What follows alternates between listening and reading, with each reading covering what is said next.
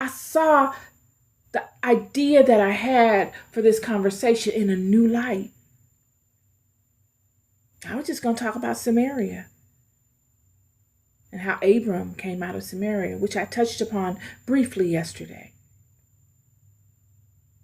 But it's deeper than that. When we think of why those entities that God Himself created will not, or have not, let's just say, have not repented, come back home. We are at the end of an age, friend. Just like the Sumerians were. They were at the end of an age. Transition of power, out with the giants, in with mankind. And they're fighting for position.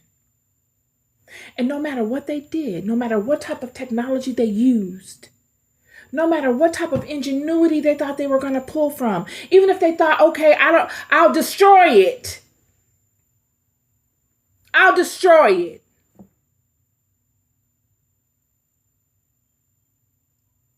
They did nothing but compile further debts upon their own head because they destroyed nothing that could not be brought back to life. Better and more blessed and abundant. It didn't stop anything.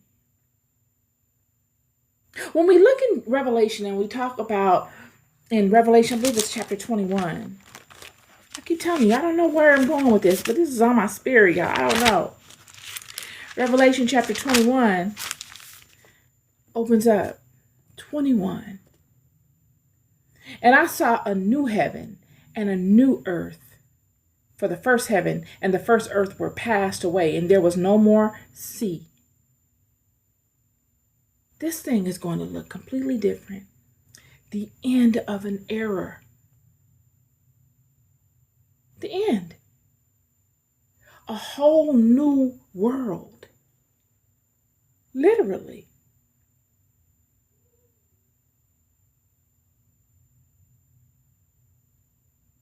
And I, John, saw the holy city, New Jerusalem,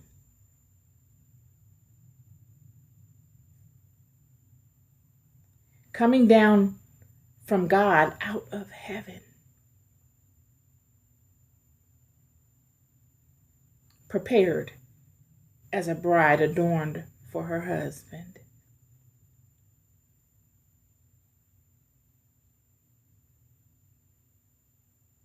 And I heard a great voice out of heaven saying, Behold, the tabernacle of God is with men, and He will dwell with them, and they shall be His people.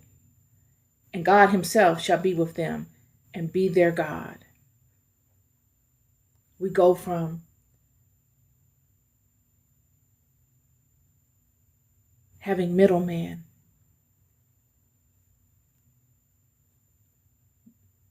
listen to this. We finally get to a place where we go from having middleman back to our original creation and having one-on-one relationships with God, because we would have ascended to where we need to be in order to justify such. There will be no more hang-ups. There will be no more transgressive states that deem us unworthy because of our own thoughts. We will be able to manage our own selves in accordance to that which we were created. There will be no more double-mindedness. There will be no more contradictions.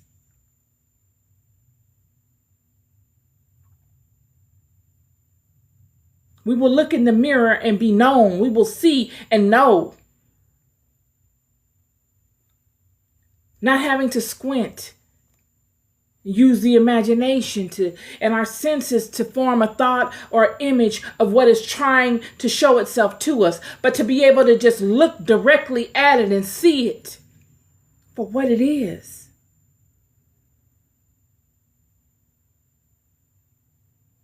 There will be no more mystery. Nothing will be hidden. And God shall wipe away all tears from their eyes, and there shall be no more death, neither sorrow, nor crying, neither shall there be any more pain, for the former things are passed away.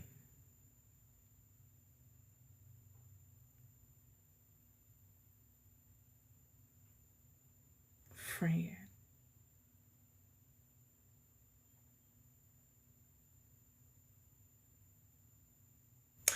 I spoke to the Egyptians and them mummifying themselves,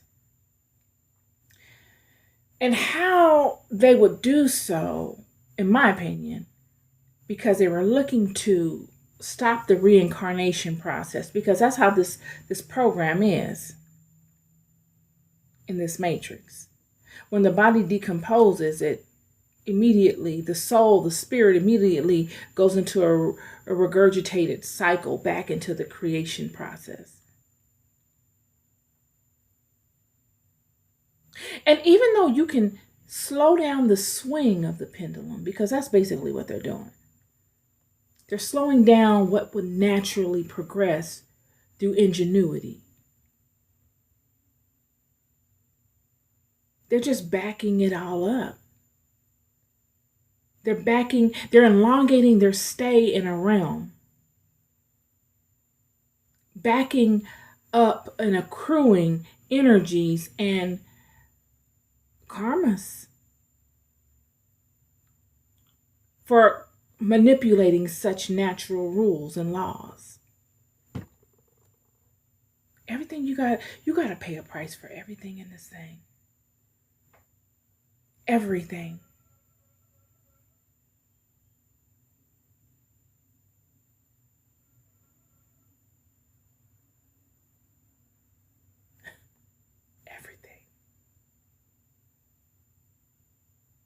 Yet God says for those that ascend,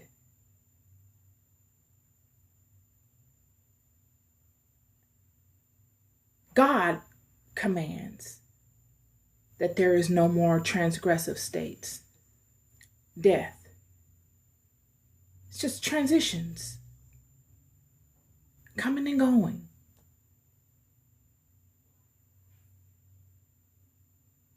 You bypass that naturally, without any karma, without any negation, without any hiccups, without having to manipulate and deviate from the traps one may fall in doing such.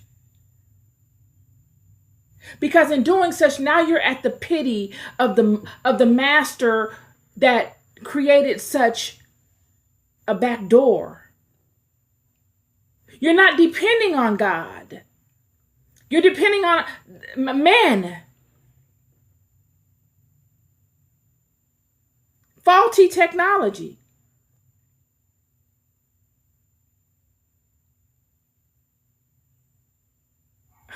Friend.